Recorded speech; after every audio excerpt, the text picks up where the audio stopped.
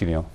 Meanwhile, Donald Trump has been warning about this for long before there were commercials on the subject. He joins me right now. Donald, you've been concerned more to the point about the Chinese and the Chinese specifically. What do you mean?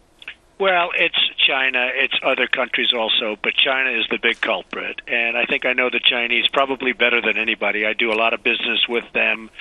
And they will tell me, and they'll be very open about it, that they can't believe what they're getting away with. They're very smart, they're very cunning, and frankly, if the United States failed, I think they'd love to see it. I think they'd laugh themselves to sleep. And we have to do something. We are not making things in this country anymore. China is rebuilding itself because they're making all of our products, and they're selling them back to us in the United States. We're not making things anymore. And if something isn't done about it fast, your previous guest is going to be 100% right. Now, we don't make things anymore because a lot of companies feel the labor is cheaper abroad in places like China. And that's why China's benefiting. What do we have to do to correct that? Well, first of all, China has a phony currency. Their currency is so low that it's very hard to compete. When I go out and order products for buildings, as I build buildings, I mean, more and more, this is a phenomenon. 10 years ago, it didn't happen.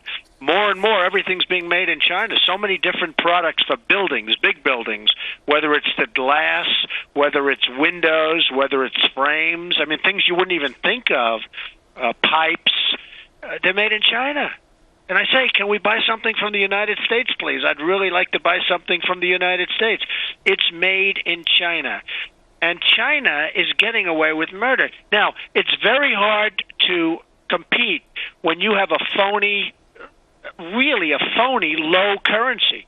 Their values are so low in terms of their currency value that it's very hard for American companies to compete.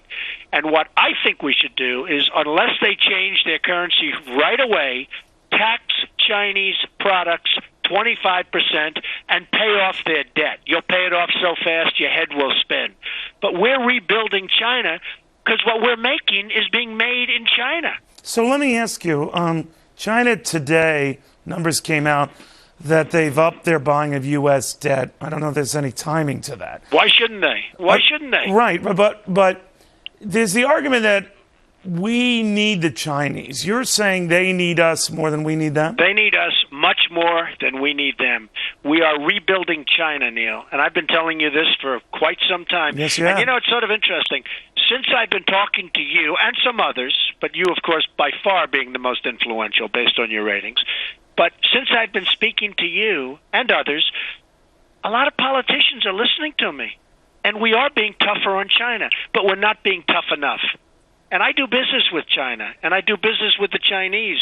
And let me tell you, they are smart, they are cunning, and they are doing a number on this country that they can't even believe they're getting away with. I say tax the Chinese products.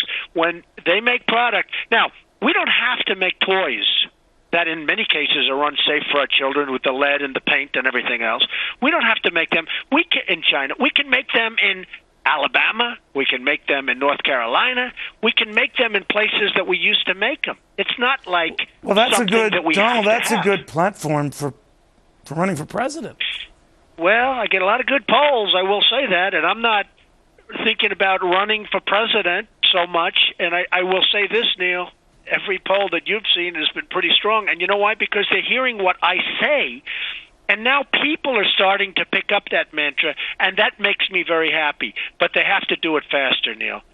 Are you entertaining it? I was thinking about it. I am thinking about it a little bit. It's not something I want to do. But this country, our great country, is in serious trouble. And your previous guest happens to be right. Our country is in serious trouble. This country is going to be a total mess in 5 years if something isn't done quickly. They don't have the right. We don't have the time to wait. Something has to be done now. We have to make product in our country. Okay. We have to put people to work. The Chinese are working, making things that we should be doing. So if you don't run, a lot of talk back and forth about Michael Bloomberg running as an independent candidate, the New York mayor, the billionaire. What do you think of that? Well, I love Michael Bloomberg, and he's been a great mayor, and he's a friend of mine. And if he ran, he'd do a great job. unless you run. Well, again, I think Michael would do a great job. Never ever put me in that position. But all right, we are thinking about a lot of different things. I'm thinking about the country now. The country is in serious trouble, and if something's not done quickly, this is no longer going to be that great country that people have been writing about for 100 years.